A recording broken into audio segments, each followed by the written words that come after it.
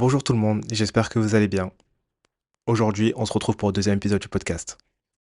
Eh oui, vous avez vu, quelle régularité quand même exceptionnelle, surtout venant de moi qui suis quand même un petit peu procrastinateur sur les bords.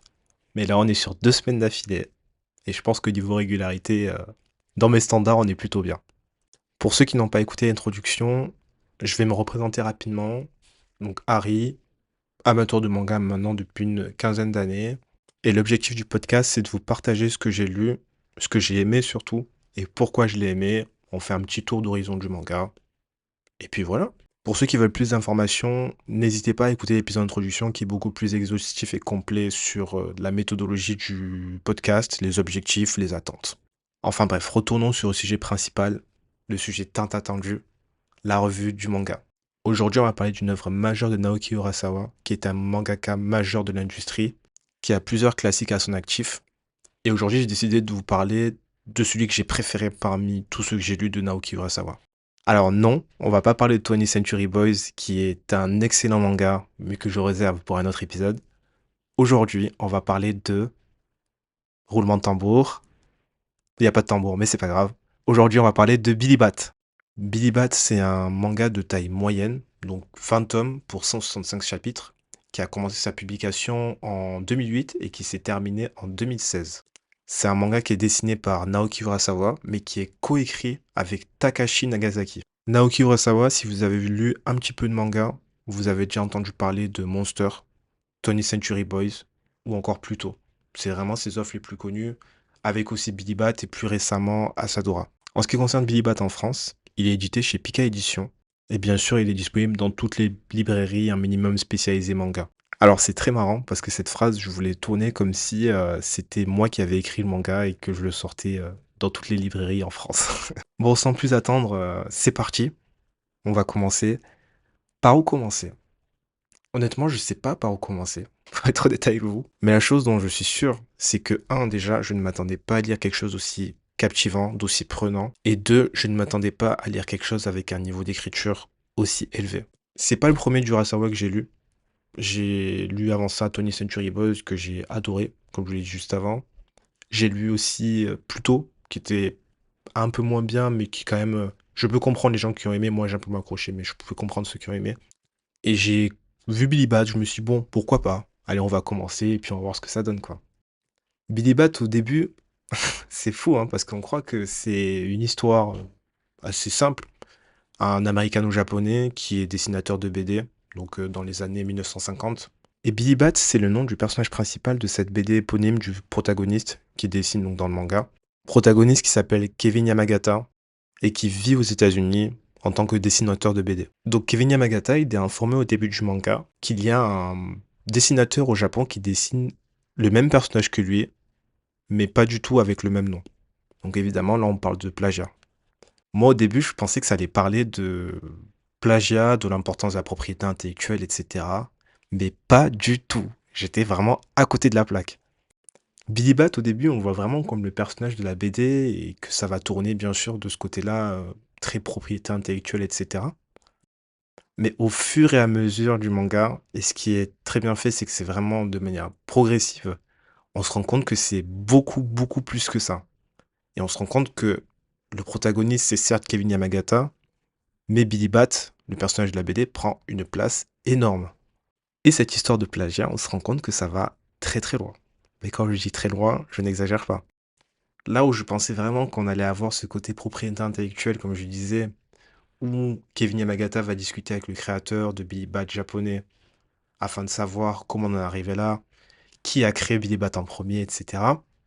Eh bien non, c'est pas du tout ça. Là, on sera plutôt sur un récit uchronique où Billy Bat fait partie intégrante du manga, mais surtout qu'il a une influence colossale sur le déroulé de l'histoire. Pour ceux qui ne savent pas, un récit chronique, c'est la réécriture d'une histoire à partir de la modification du passé. Et ça, c'est une des définitions à retenir parce que certes, on est sur une époque, on va dire l'époque de 1950 qui est l'époque du présent, mais il y a aussi des bonds dans le passé sous forme de flashbacks assez particuliers. Et moi, le premier point fort qui m'a scotché, et je n'exagère pas sur le mot, scotché oui, c'est qu'ils ont réussi à garder une structure et une cohérence, pour moi, qui est vraiment très très bonne. Pourquoi je vous dis pour moi? Parce que j'ai souvent du mal à m'y retrouver lorsque ça aborde plusieurs époques. J'ai souvent tendance à perdre un petit peu le fil, ce qui a été le cas pour 20th Century Boys, qui, encore une fois, je l'ai trouvé très très bien, mais j'ai parfois été un peu largué dans l'histoire. Là, je n'ai pas ressenti cette faiblesse-là. Je trouve que les bons dans le temps, les voyages dans le temps sont très bien faits. Ils sont faits de manière très douce, et j'ai toujours réussi à garder le fil. Honnêtement, j'ai toujours été concentré sur toute l'histoire.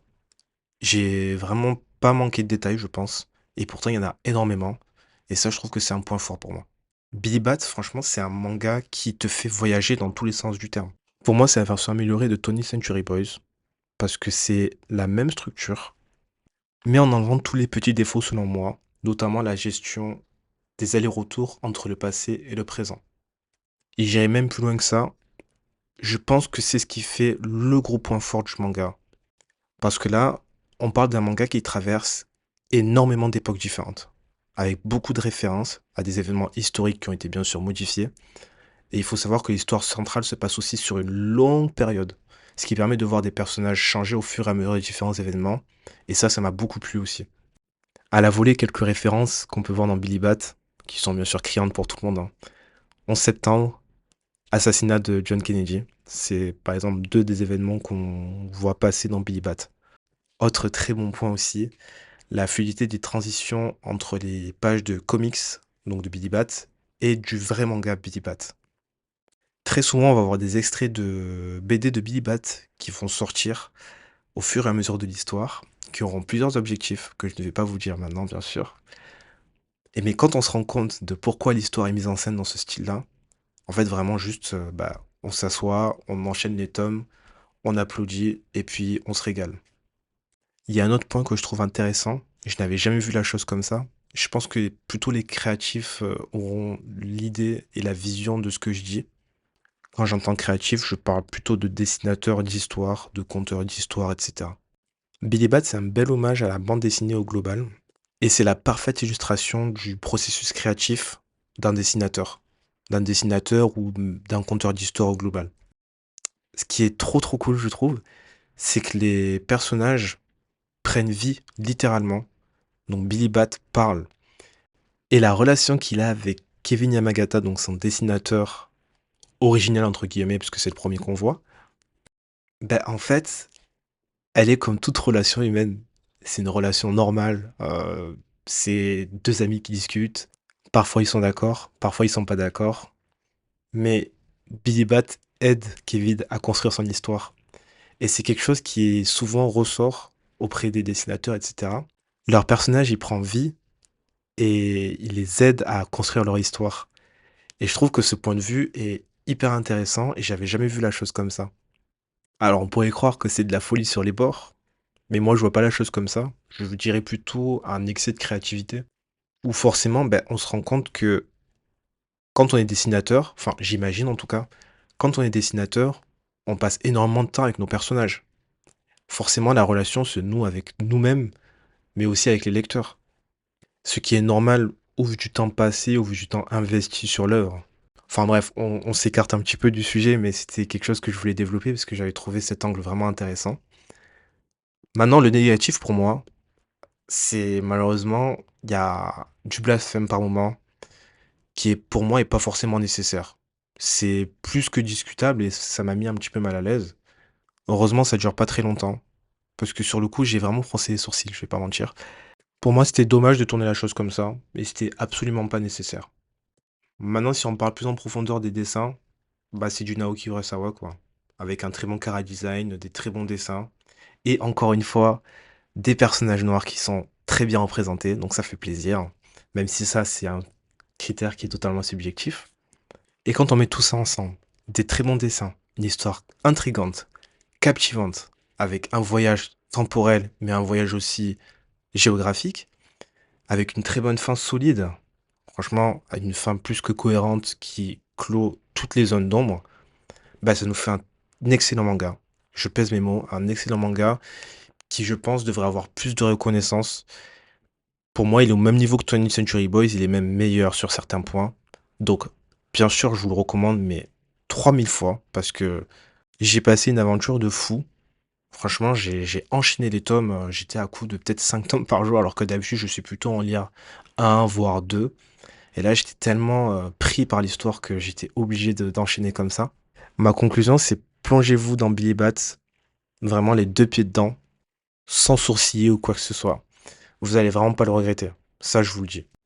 Et voilà, on arrive sur la fin du deuxième épisode. Et j'espère que vous avez apprécié, notre discussion, enfin ma discussion sur Billy Bat. J'ai essayé de vous retranscrire au mieux mon ressenti sur cette œuvre qui, je trouve, est très, très bien. Et puis voilà. En tout cas, j'espère que vous avez apprécié. N'hésitez pas à donner votre avis. Et on se retrouve très bientôt pour le prochain épisode. Et aussi, note à moi-même, mieux travailler, mieux faire de podcast. Allez, à la semaine prochaine.